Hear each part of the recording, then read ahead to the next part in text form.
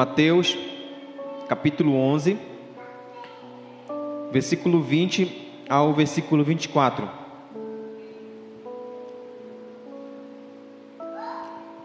Todos encontraram?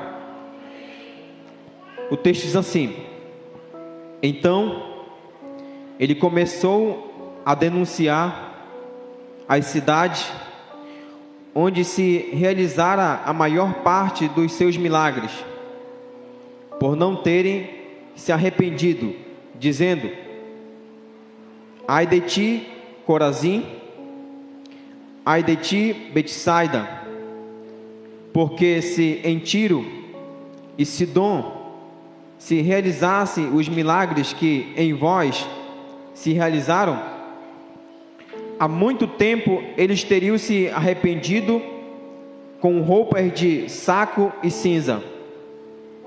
Por isso eu vos digo que no dia do juízo haverá menor rigor para Tiro e Sidom do que para vós. E tu, Cafarnaum, serás elevadas até o céu? Até o inferno descerás. Se em Sodoma se realizasse os milagres que em ti se realizaram, ela teria permanecido até hoje. Contudo, eu te digo que no dia do juízo haverá menor rigor para a terra de Sodoma do que para ti. Bom, queridos, nós estamos falando aqui de um tema falado os 7 sinais que aparecem dentro da carta de João. Quando você lê o Evangelho de João, vai aparecer 7 sinais, ou algumas traduções colocam como 7 milagres que Jesus realizou. O primeiro culto que nós tivemos, eu falei sobre o primeiro milagre que Jesus realizou, ou o primeiro sinal que Jesus realizou, que foi transformar a água em vinho em um casamento em Caná da Galileia. João capítulo 2, do versículo 1 ao versículo 12. O segundo milagre, ou o segundo sinal que aparece dentro do livro de João, é Jesus curando o filho do oficial, ou seja, do funcionário público que morava em Cafarnaum. João 4, 46 a 54. O terceiro sinal ou o terceiro milagre que Jesus realiza dentro do livro de João é Jesus cura um homem que vivia há 38 anos ali, às margens ali do tanque de Betesda, né? Há 38 anos ele vivia de uma paralisia. E hoje nós vamos falar aqui sobre Jesus multiplica 5 pães e 2 peixinhos para alimentar, segundo o livro de João, 5.000 pessoas. Mas quando você pega aqui os outros evangelhos, vai dizer que era 5.000 pessoas, somente homens. Isso não está incluso as crianças e também as mulheres. E vamos falar também nesta noite aqui sobre o sinal que Jesus realiza, que é Jesus andando sobre as águas. Tá? E aí vai ter, se Deus nos permitir, nós teremos um outro culto, né, para falar dos demais sinais aqui para vocês. Então, o que a gente já conversou aqui? Jesus transformou água em vinho, Jesus curou o filho do oficial do rei, e Jesus também curou um homem que estava paralítico há 38 anos à margem do tanque ali de Betesda. É importante a gente analisar que todos esses sinais, ou seja, todos esses milagres que Jesus realizou, o objetivo dele não é só mostrar o sinal, no caso aqui, só mostrar a água transformada em vinho, o filho, né, do oficial sendo curado, e não só mostrar um paralítico que volta a andar. O objetivo de Jesus aqui é mostrar além disso, é mostrar quem está por trás do sinal, quem está por trás do milagre, tá? Quem está por trás do milagre. Então todos esses sinais que Jesus ele realizou, você vai ver que nos últimos sinais, que são os últimos 4 sinais que Jesus realiza, por exemplo, Jesus alimenta uma multidão, João 6,35. quando Jesus ele alimenta essa multidão de pessoas, quando ele multiplica 5 pães e 2 peixinhos, que ele alimenta essa multidão, ele está se declarando aqui que ele é o pão da vida. E está dizendo que ele é o pão da vida.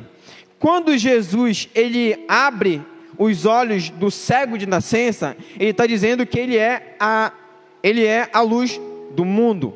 Tá? É importante a gente observar, dentro desse milagre, desse sinal que Jesus realiza em João capítulo 9, versículo 9, versículo de 1 a 10, que é o cego de nascença, é que esse cego de nascença, ele não tem realmente as córneas, né? Ele não tem a parte que a gente chama do olho, ele é realmente seco isso aqui.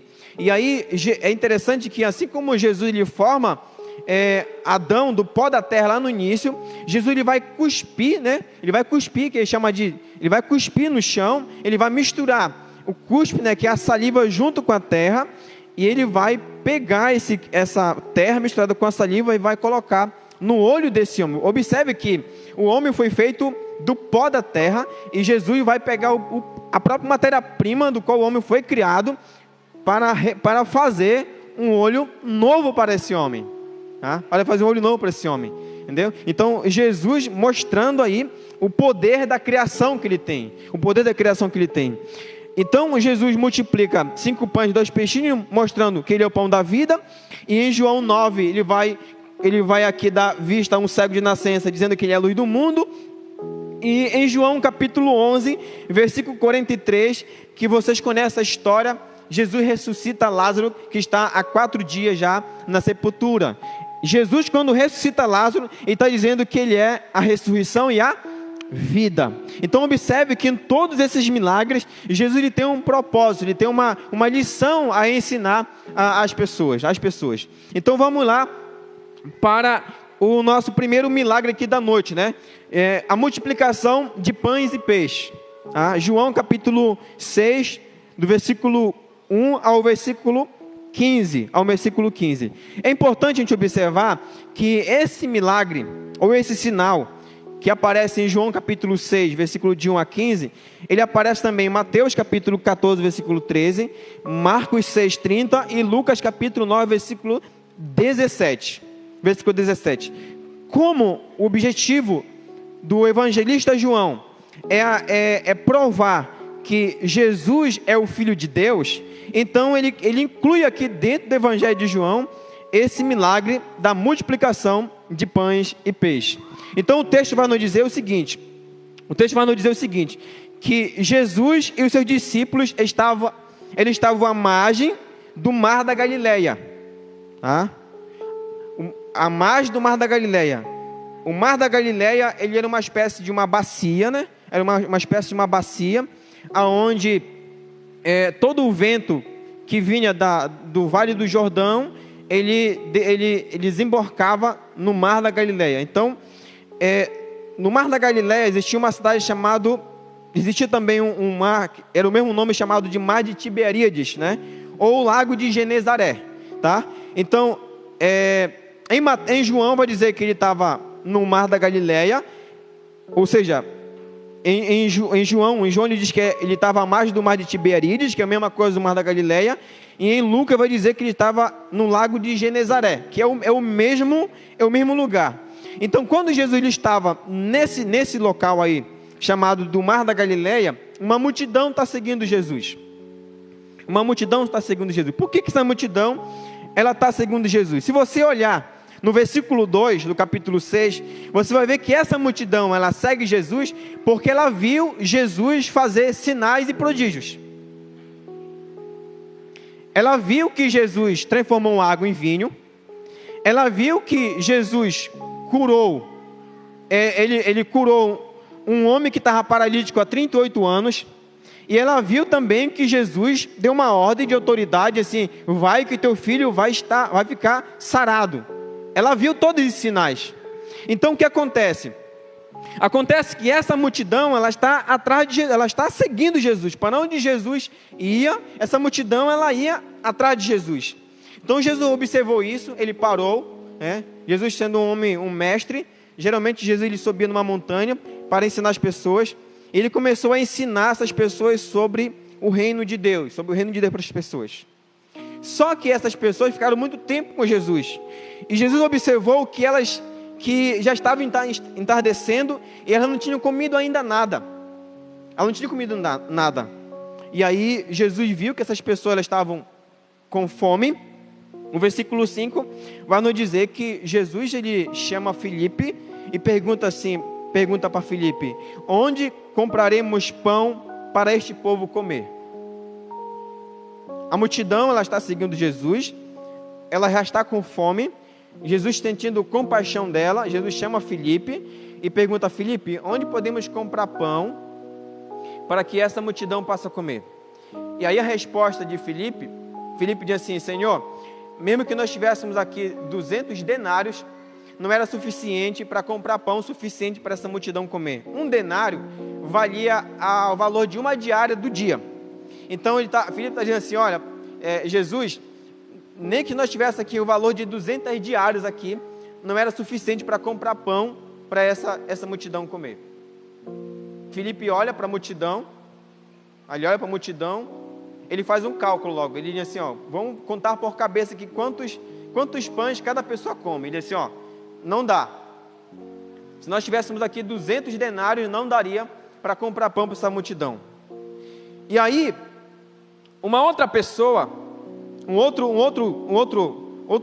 pessoa que está ali junto com Jesus, ele diz assim: ó, Senhor, aqui no meio da multidão existe um menino que tem 2 pães, 5 pães e 2 peixinhos. 5 pães e 2 peixinhos. Mas ele diz assim: mas o que é 5 pães e 2 peixinhos para essa multidão? O que é 5 pães e 2 peixinhos para essa multidão? Quando ele fala isso, o que é 5 pães e 2 peixinhos para a multidão, o texto vai dizer que Jesus, quando ele pergunta para Filipe, ele tá aqui fazendo uma proposta para tentar testar a fé de Filipe, porque Jesus já sabia o que ele ia fazer na frente. E o que é interessante aqui, que tem 2 elementos básicos da sobrevivência da época: pão e peixe. Os 2 alimentos básicos para a sobrevivência das pessoas na Palestina era o pão e era o peixe. Se fosse para nós hoje, seria o café, o açúcar. O que mais? O café, o açúcar, o arroz. Não, tem gente que não come feijão aqui, né? Você não come carne, não come peixe, não? A farinha? Ou seja, pense aí naquilo que não pode faltar na sua casa, de alimento. Observe que o que esse menino aqui tem são 5 pães, né? São esses alimentos básicos aqui para a sobrevivência. Então, assim, pense em alimentos básicos que não pode faltar na sua mesa. Olha que interessante, o pão, ele era o alimento básico da Palestina. Isso aqui não poderia faltar na mesa de um palestino. O pão. O peixe também não poderia faltar. Por que o pão não poderia faltar, pastor?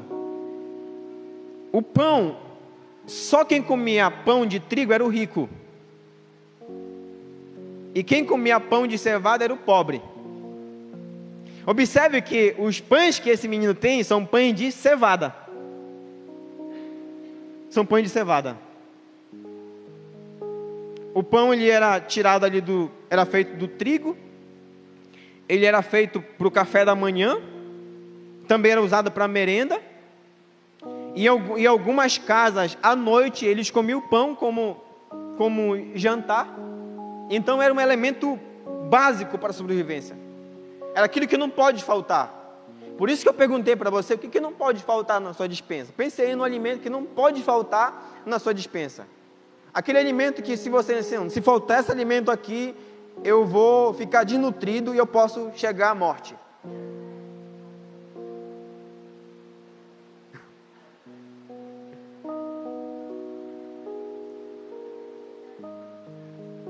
Se você não comer, você vai ficar desnutrido e você vai chegar à morte. É interessante que Jesus ele pega esse elemento e está dizendo assim, Jesus está dizendo assim: olha, assim como o pão ele é um alimento essencial para a sobrevivência de vocês. Assim como o pão, ele não pode sair da mesa de vocês, da mesa do almoço, do jantar e da mesa ali do café da manhã. Ele é o alimento básico para a sobrevivência de vocês. Aí Jesus vai dizer assim: olha, eu sou o pão vivo que desceu do céu.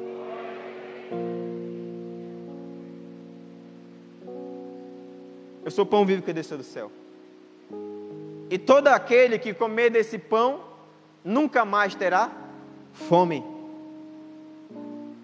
Jesus ele usa esse elemento básico da sobrevivência da Palestina para ele ensinar uma verdade espiritual, para ensinar uma lição espiritual. Ele fala assim: olha, assim como você não consegue sobreviver sem esse pão, eu estou dizendo para vocês também que assim como vocês não conseguem viver, e se vocês vão morrer se não comerem desse pão, eu vou dizer também para vocês que eu sou o pão vivo que desceu do céu. E se vocês não comerem do pão, se vocês não crerem em mim, vocês também vão morrer espiritualmente. E aí, continuando aqui a história, Jesus ele manda a multidão sentar. Como eu falei para vocês, João vai dizer que era aproximadamente ali 5.000 pessoas. Os outros evangelhos vão dizer que era somente 5.000 homens, fora as crianças e as mulheres. Então, se cada homem tivesse uma esposa, tivesse um filho, então nós temos aí equivalente a umas 15.000 pessoas. Jesus ele manda essas pessoas sentarem em grupo, e aí Jesus vai começar o milagre da multiplicação. Se você olhar atentamente no texto, o texto vai dizer que Jesus pegou os pães e pegou os peixes, ele olhou para o céu, ele deu graças a Deus, ele começou a repartir. Olha que interessante, ó.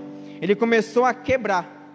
E o texto diz que quanto mais ele quebrava, mais pedaços de pães e peixes iam saindo das suas mãos.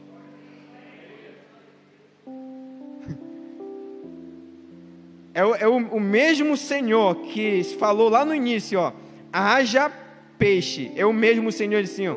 Ele está quebrando, ele está repartindo, está saindo. O processo da multiplicação. E aí ele alimenta essa grande multidão. E é interessante que essa multidão, ele alimenta essa multidão, e aí Jesus, depois de alimentar essa multidão, ele sai com discípulos, ele vai para um outro lado. Ele sai do mar da Galileia, e ele vai agora para Cafarnaum. Se você olhar em João capítulo 6, versículo 25, 29, Jesus vai para Cafarnaum. Quando Jesus ele atravessa o mar da Galileia, que ele chega em Cafarnaum, quem está lá atrás de Jesus? A mesma multidão que ele tinha alimentado do outro lado do mar da Galileia. E aí o texto vai dizer para a gente, que eles ficaram surpresos. Eles dizem assim: Senhor, quando foi que você chegou aqui? E aí Jesus vai dizer assim, ó, olha o que Jesus fala aqui, ó: o fato é que vocês querem estar comigo porque eu lhe dei de comer. Ó, olha o que Jesus vai dizer para essas pessoas. Olha, observe o que eu estou falando aqui, ó. Essas pessoas, elas seguem Jesus não porque elas crêem que Jesus é o Filho de Deus, não porque elas creem que Jesus é o próprio Deus, não é por isso. Elas seguem Jesus porque elas sabem que de Jesus elas podem ter alguma coisa, elas podem ser alimentadas por Ele, elas podem ser curadas, podem ser libertadas por Ele, mas elas não creem nele para salvação, elas não creem nele como Filho de Deus. Aí elas começam a seguir a Jesus aqui por o outro lado do mar da Galileia. E aí eu falo assim, ó: o fato é que vocês querem estar comigo porque eu lhes dei de comer, e não porque creem em mim. Opa! Aqui tem um choque de realidade aqui. Para pensar aqui, ó. Jesus diz assim: olha, você está atrás de mim não porque você crê em mim, não porque você reconhece que eu sou filho de Deus, não porque você reconhece que eu sou o próprio Deus. Você está atrás de mim não porque você quer ser salvo, porque você quer ser liberto. Você está atrás de mim porque você quer uma bênção, porque você quer apenas aquilo que eu posso dar para você. Aí Jesus vai dizer aqui, ó, olha o que Jesus vai ler aqui, ó. Não porque crê em mim. Aí ele vai dizer aqui, ó, não trabalhe a fim de conseguir a comida que se estraga, mas a fim de conseguir a comida que dura para a vida eterna. O Filho do Homem dará essa comida a vocês, porque Deus, o Pai, deu prova de que Ele tem autoridade. De que Ele tem autoridade. E aí eu quero aqui finalizar esse primeiro bloco aqui, para fazer uma pergunta a você. Você segue Jesus pela razão certa? Eu quero perguntar a você diretamente, por que você está aqui nesta noite? Por que você veio aqui nesta noite? Porque muitas das vezes, nós estamos como essa multidão. Nós vamos num culto, ou nós vamos em uma igreja, não porque a gente crê em Jesus, não porque a gente reconhece que a gente é pecador, não, eu vou lá porque lá eu posso encontrar uma cura. Mas eu estou dizendo para você que a cura, ela não é mais importante do que Jesus Cristo. O milagre não é mais importante que Jesus. Por isso que eu pergunto para você, você segue Jesus pela razão certa? Sonda o seu coração nesta noite aqui. Sonda o seu coração e veja se você segue Jesus pela razão certa.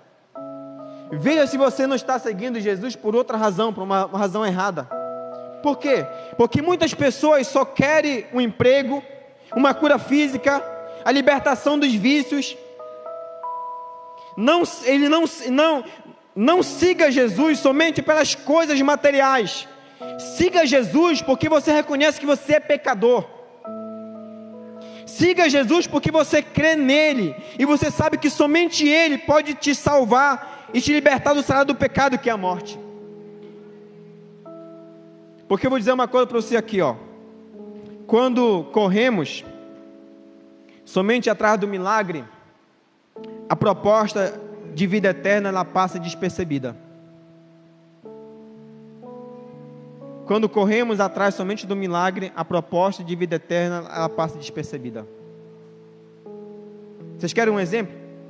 Êxodo, capítulo 32, capítulo 33. Para você ver como Deus, Ele é mais importante do que todas as coisas na nossa vida. Quando Deus chega com Moisés, diz assim: Moisés, o povo pecou, eu não vou mais com vocês para Canaã. E aí Moisés diz assim: Senhor, se o Senhor não for conosco, a gente não vai. Deus fala assim: Moisés, vai, eu vou mandar um anjo com vocês, eu vou destruir os inimigos de vocês que estão em Canaã, eu vou dar as vinhas, as casas, eu vou dar Canaã para vocês. Moisés fala assim: Senhor, nós não queremos o anjo, nós queremos o Senhor conosco. Do que adianta de ter o anjo, do que adianta de ter casa, do que adianta de ter saúde, do que adianta de ter as vinhas, do que adianta de ter a cidade, mas se nós não temos o Senhor conosco, de nada adianta. De nada adianta. O que adianta nós termos saúde, do que adianta nós termos prosperidade, do que adianta de ter sossego, mas nós não temos sossego na alma. A gente deita na cama, deita na rede para dormir à noite, e a gente para pensar: eu não tenho paz com Deus, eu estou em guerra com o Senhor. Por qual razão você segue a Deus? Por qual razão você segue a Jesus Cristo? Então aqui, esse texto, ele vai nos ensinar que não devemos ser como a multidão, e sim como o eunuco, etíope, que fala em Atos capítulo 26, Atos capítulo 8, versículo 26 ao 40. Nós devemos, irmãos, ler a Bíblia Sagrada, nós devemos orar, nós devemos congregar com a finalidade de não somente de receber um milagre, mas com a finalidade de conhecer Jesus Cristo. De conhecer Jesus. Então Jesus, nesse milagre da multiplicação de pães e peixes, ele se declara que ele é o pão da vida, que ele é o pão da vida. Amém? Em segundo lugar, Jesus anda sobre o mar. Jesus anda sobre o mar. João capítulo 6, versículo 16 ou 21. Logo na seguida aí, se seguir no texto você vai ver aí. Aparece também em Mateus capítulo 14, versículo 23 e Marcos 6, 45. E aí eu faço uma pergunta novamente que você. Você conhece realmente quem é Jesus? Você conhece realmente quem é Jesus? Vou falar uma diferença aqui. Uma coisa é saber e outra coisa é conhecer. Você sabe que existe Jesus. Tem muita gente que sabe que existe Jesus, mas tem muita gente que não conhece Jesus. Porque conhecer Jesus é ter relacionamento com Ele, é ter intimidade com Ele. E como é que eu conheço Jesus? É quando eu leio a Bíblia Sagrada, porque a Bíblia Sagrada é a palavra de Deus, é o próprio Deus falando comigo, me revelando quem é Ele, quem é Jesus Cristo. Então olha só que interessante, os evangelhos, João capítulo 6, versículo 16 e 21, Marcos 14, 23, Mateus 14, 23 e Marcos 6, 45 nos contam que o quinto milagre de Jesus, aonde Jesus anda sobre as águas e os discípulos comparam Jesus como um fantasma. Como um fantasma. Eu quero fazer uma pergunta para você aqui. O que lhe causa mais medo? Hoje, o que lhe causa mais medo?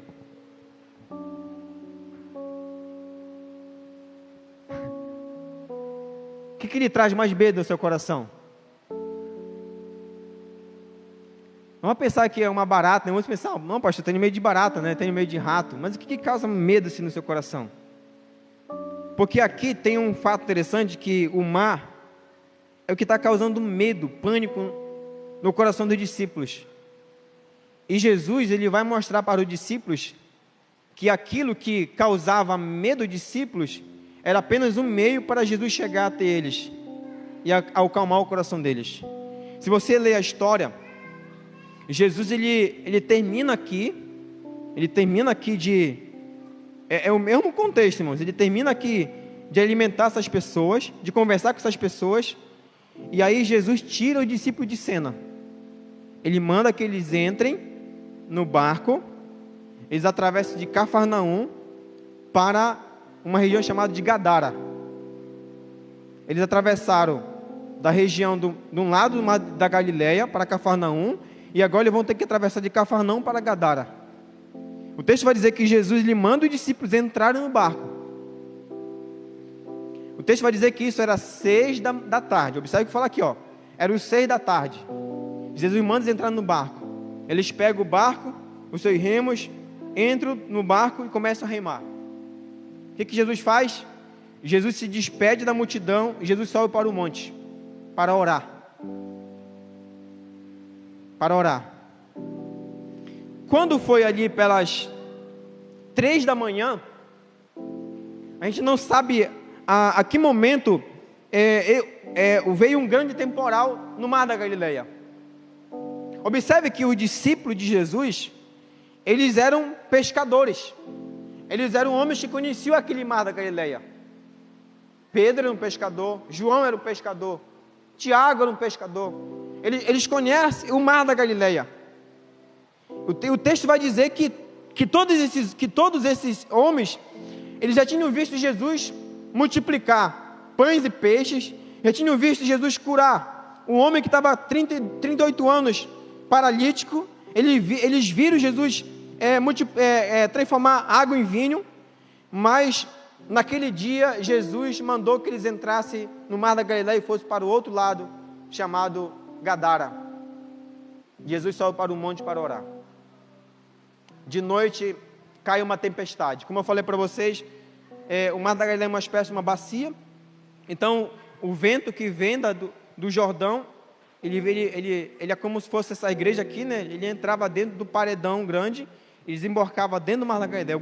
Alguns historiadores dizem que nessa tempestade as ondas poderiam chegar até 5 metros de altura. É noite. Eles estão num barco à noite. Mas o que é interessante é que o texto vai nos dizer também que lá do monte Jesus vê ele no Mar da Galileia em apuros. Você pode perguntar assim, pastor, como? Eu não sei. O texto diz que Jesus via eles. Eu não sei se era luar ou se era escuro, mas o texto diz que Jesus via eles em apuros no meio do Mar da Galileia. Isso me ensina uma lição muito grande. Às vezes a gente está passando por dias difíceis, por turbulências na vida. A gente pergunta assim, será que Deus me vê nessa situação? Eu te afirmo com toda convicção, Deus te vê nessa situação. Deus vê a gente. Diante de todos os sinais, os discípulos eles ainda estavam incrédulos. Marcos 4, 35, 41, vai dizer que numa outra situação, nesse mesmo Mar da Galileia, eles estavam junto com Jesus, num barco, e Jesus estava dormindo na polpa do barco, ele estava em apuro novamente, e aí eles começaram a gritar, a pedir misericórdia, e Jesus dormindo.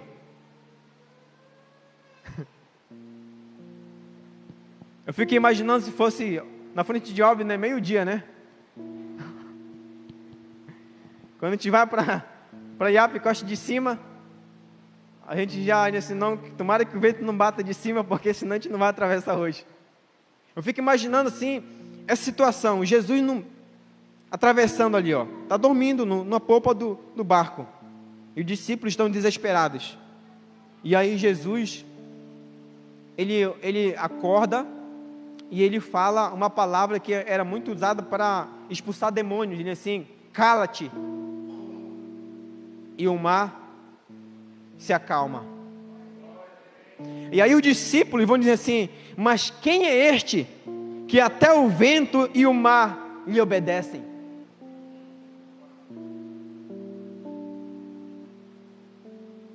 Irmãos, se o mar e o vento obedecem à palavra de Jesus, então toda aflição que tem dentro do nosso coração, se Jesus diz assim, uma palavra de autoridade assim, cala-te, acalma-te, o nosso coração se acalma, porque Ele é o Todo-Poderoso, Ele conhece todas as coisas.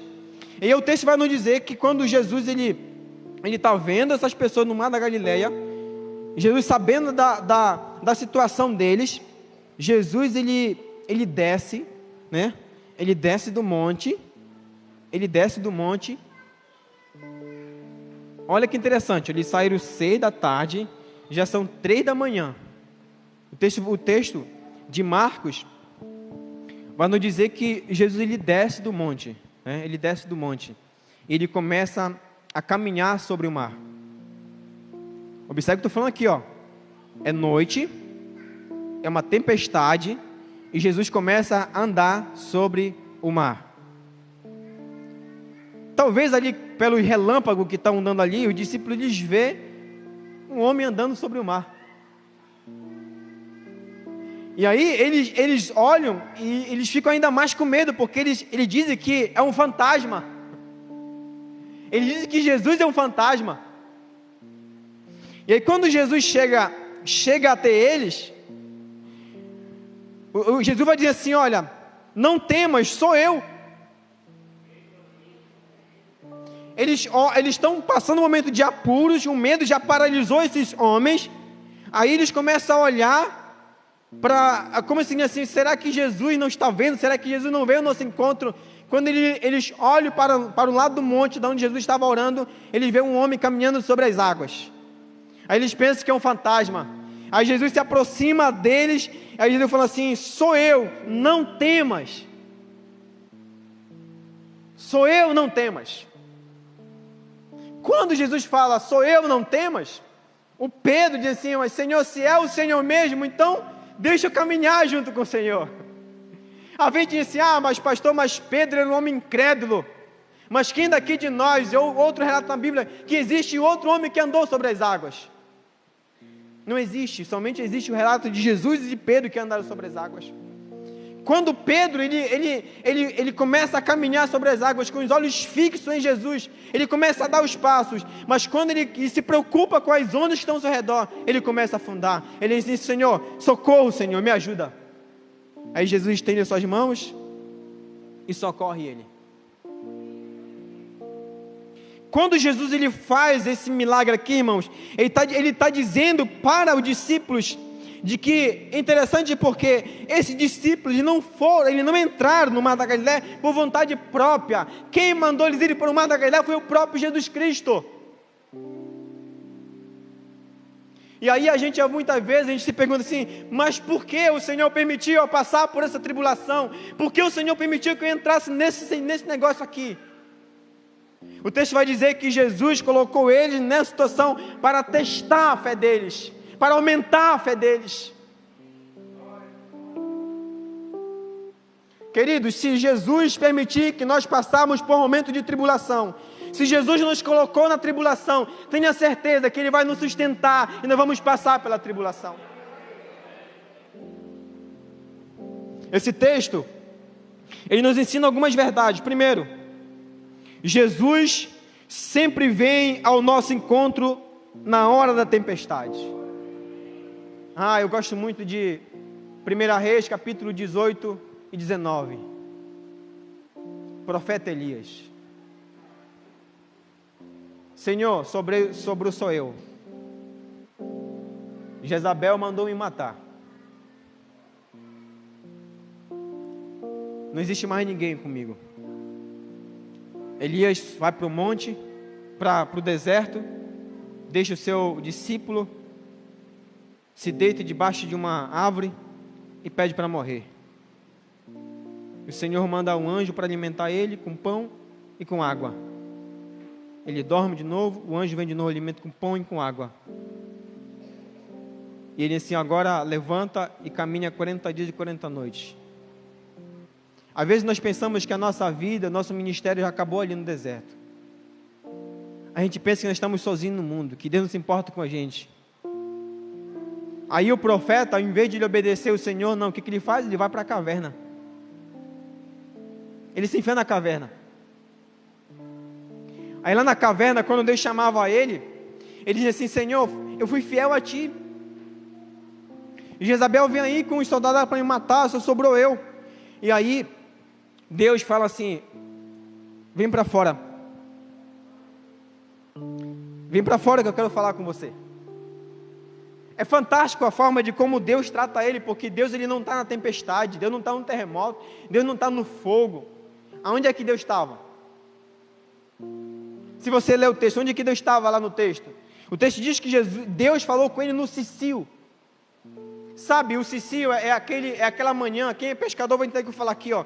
É aquela manhã que você amanhece assim na beira de um rio, o sol vem nascendo, bate aquela brisa suave, aquela calmaria, você respira, você assim, mas que alívio.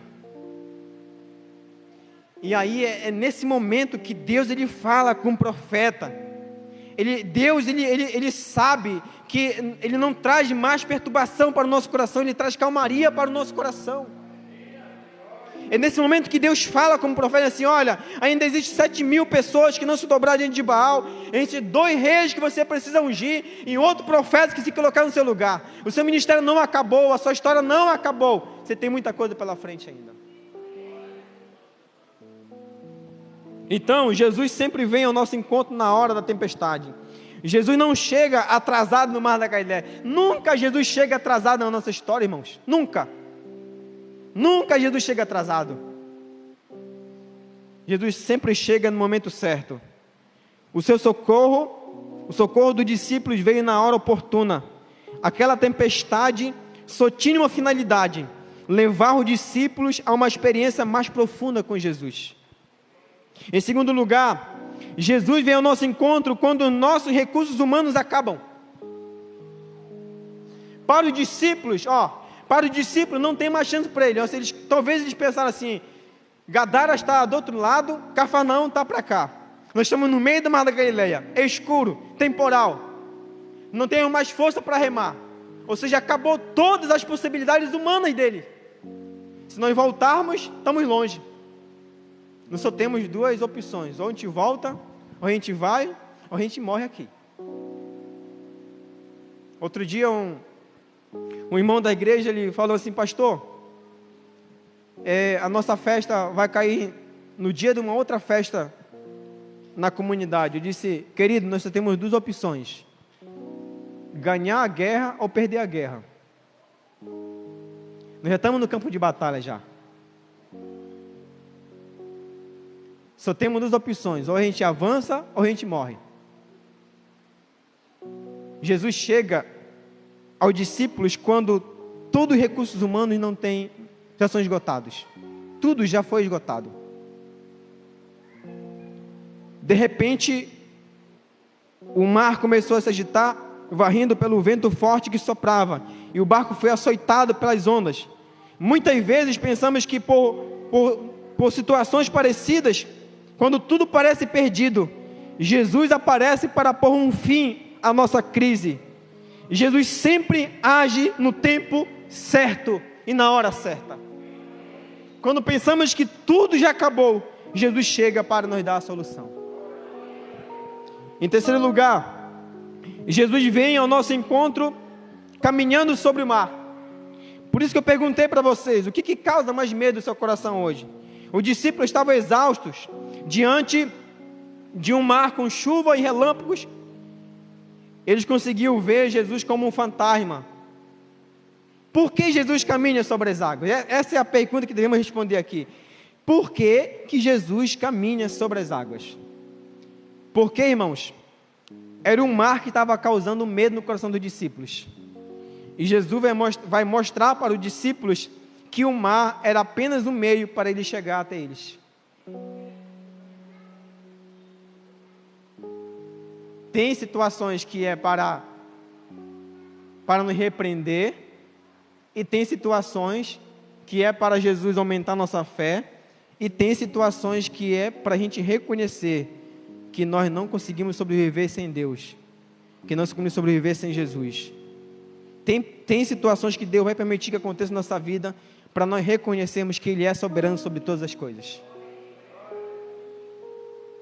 Jesus caminhando sobre as águas, para mostrar para os discípulos que o mar que colocava medo neles era apenas um meio para ele chegar até eles. Talvez o que você está enfrentando hoje, irmãos, seja o meio que Deus está usando para chegar até você. Talvez você ainda não parou para pensar nisso, para observar que Deus quer falar com você por essa situação. Eu lembro que, para me terminar aqui, no ano de 2017, 2018, eu entrei numa crise no meu ministério. Eu subia no púlpito para pregar sem vontade, eu ia para a igreja sem vontade. Nosso ditado popular, né?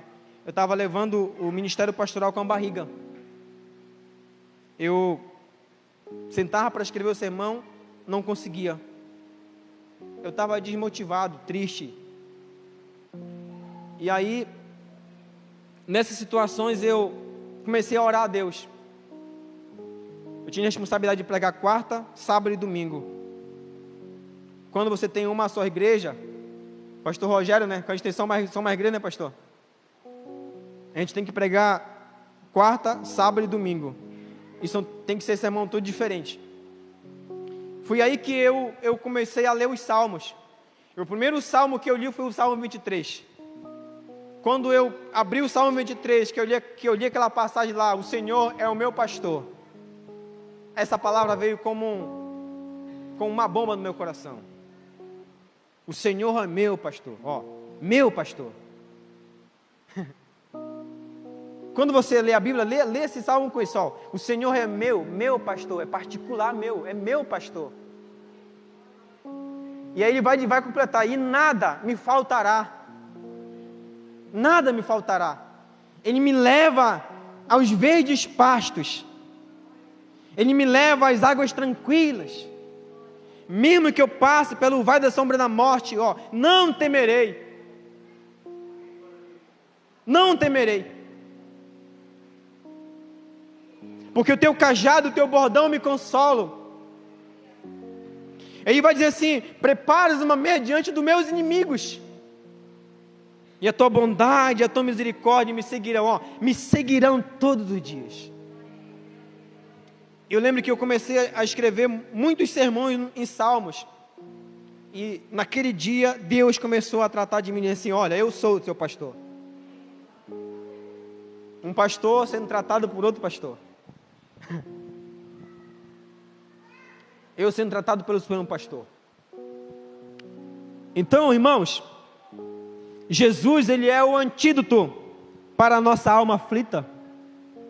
Jesus, ele é o antídoto para a nossa alma aflita. Observe que antes de Jesus acalmar a tempestade, Jesus acalmou quem? Os discípulos. Ele disse: sou eu, não temas. Sou eu, não temas.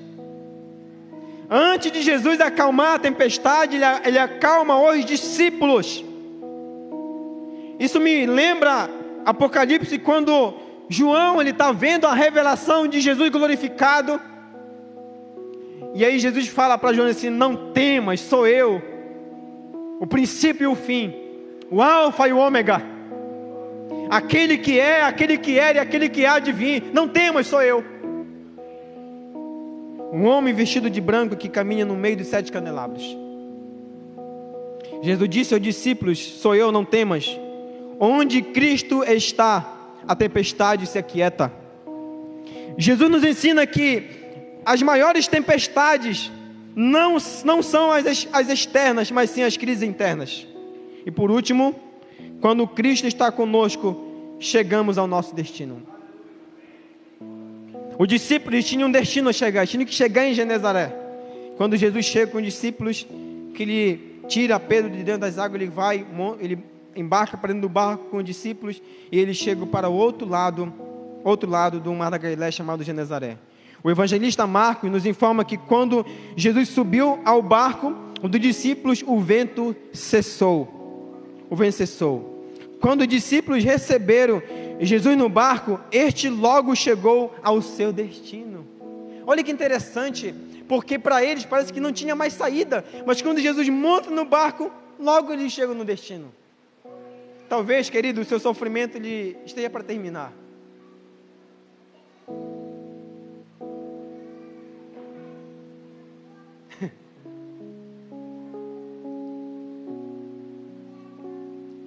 Essa semana eu ouvi um pastor pregando sobre aquele texto assim: a tua palavra é lâmpada para os meus pés e luz para o meu caminho. Quem aqui alguma vez usou aquela lamparina de diesel, de querosene em casa? Usou? Aquela feita de lata de leitinho, né? Observe o que eu vou falar aqui para você aqui, ó. Quando o salmista fala assim, ó: a tua palavra é lâmpada para os meus pés e luz para os meus caminhos. Sabe como era a lamparina da época? Ela era uma lamparina pequena assim, parece um cone, que era colocada na palma da mão. E essa lamparina, ela vai trazer luz a cada passo que a pessoa dava. Olha que interessante. O salmista está dizendo que ela é lâmpada para os meus. Cada passo, cada atitude que nós damos, ela é guiada pelo quê? Pela palavra de Deus. Aí ele vai dizer assim: luz para o meu caminho. Porque quando ele está com a lamparina aqui, que ele olha para trás, é escuridão. Ele diz assim: mas como é que eu passei essa escuridão? Como é que eu passei essa tempestade? Porque eu fui guiado pela palavra de Deus. Então esse texto nos ensina uma segunda verdade, que Jesus ele se importa conosco e que nós não estamos sozinhos e que Jesus tem poder sobre toda e qualquer tempestade, seja natural ou seja espiritual. Então, e por último, quando os discípulos receberam Jesus no barco, este logo chegou ao seu destino. A vida cristã, irmãos, é como andar sobre a água. Humanamente é impossível. Só pode ser vivida pelo poder do Espírito Santo de Deus. A tempestade da nossa vida, as tempestades da nossa vida podem estar fora do nosso controle, mas não fora do controle de Jesus Cristo. Amém? Que Deus nos abençoe nesta noite, em nome de Jesus.